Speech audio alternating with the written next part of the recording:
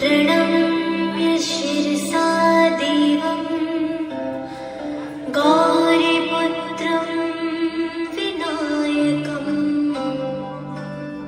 भक्तावासं स्मरन् नित्यमायुः कामार्थसिद्ध्यये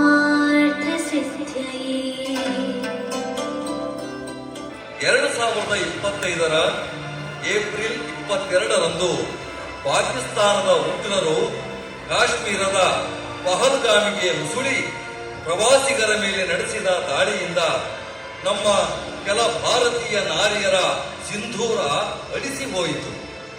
ಆ ಕರಾಳ ದಿನವನ್ನು ನೆನೆಸಿಕೊಂಡರೆ ಪ್ರತಿಯೊಬ್ಬ ಭಾರತೀಯನ ರಕ್ತ ಕುದಿಯುತ್ತದೆ. ಪಾಕಿಸ್ತಾನದ ಪಾಪಿಗಳು ನಡೆಸಿದ ಈ ಕೃತ್ಯದಿಂದ ಕೆರಳಿ ಕೆಂಡವಾದ ನಮ್ಮ ಗೌರವಾನ್ವಿತ ಹೆಮ್ಮೆಯ ಪ್ರಧಾನಿ ಮೋದಿಜಿಯವರು ನಮ್ಮ ಹಿಂದೂ ನಾರಿಯರ ಸಿಂಧೂರ ಅಳಿಸಿದ ಪಾಪಿ ಪಾತಕಿಗಳನ್ನು ಆಪರೇಷನ್ ಸಿಂಧೂರ ಎಂಬ ಹೆಸರಿನಿಂದಲೇ ಮಟ್ಟ ಹಾಕಲು ಪಣ ತೊಡುತ್ತಾರೆ.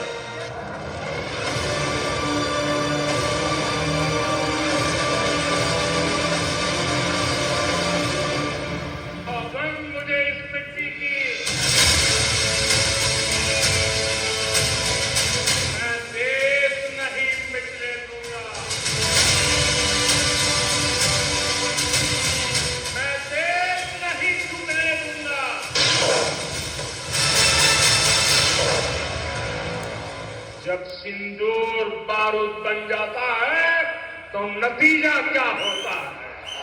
देशवासियों से कहता हूं, जो सिंदूर मिटाने निकले थे उन्हें मिट्टी में मिलाया है.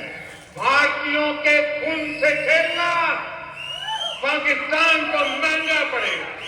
ಮೋದಿಜಿ ಅವರ ಆಪರೇಷನ್ ಸಿಂಧೂರದ ಆದೇಶವನ್ನು ಸೇನಾಪಡೆ ಮುಖ್ಯಸ್ಥ ವೀರ ವನಿತೆಯರಾದ ಸೋಫಿಯಾನ ಖುರೇಶಿ ಹಾಗೂ ವಯಾಮಿಕಾ ಸಿಂಗ್ ರವರು ಸ್ವೀಕರಿಸಿ ದಿಟ್ಟತನದಿಂದ ಹೋರಾಡಲು ವೀರ ಭಾರತೀಯ ಯೋಧರಿಗೆ ಆದೇಶಿಸುತ್ತಾರೆ.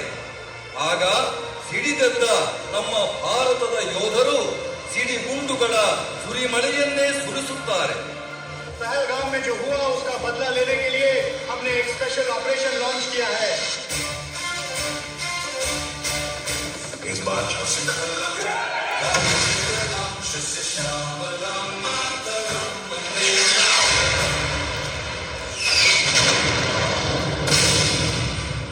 पानी और खून एक साथ नहीं बह सकते. हमारे 9 इलाकों पर हमला हुआ है. ड्रोन का पूरा ग्रुप एलओसी की और तेजी से बढ़ रहा है.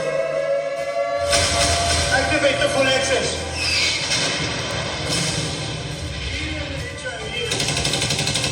ताज नहीं मांगा, बस तिरंगे में लिपटने का सौभाग्य मांगा.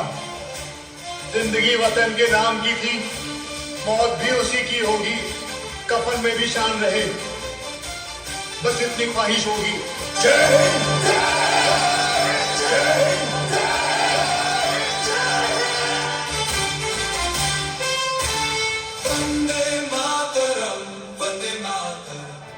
ಈ ರೀತಿ ಹೋರಾಟಕ್ಕಿಳಿದ ನಮ್ಮ ಭಾರತೀಯ ಯೋಧರು ಪಾಕಿಸ್ತಾನದ ಹಲವಾರು ನೆಲೆಗಳ ಜೊತೆಗೆ ಉಗ್ರರ ಅಡಗು ತಾಣಗಳನ್ನು ಧ್ವಂಸಗೊಳಿಸುವುದರೊಂದಿಗೆ ಭಾರತ ನಾರಿಯರ ಸಿಂಧೂರ ಅಳಿಸಿದ ಪಾಪಿಗಳಿಗೆ ಆಪರೇಷನ್ ಸಿಂಧೂರದ ಮುಖಾಂತರ ತಕ್ಕ ಪಾಠ ಕಲಿಸಿದ್ದಾರೆ. ऑपरेशन सिंदूर अभी खत्म नहीं हुआ है.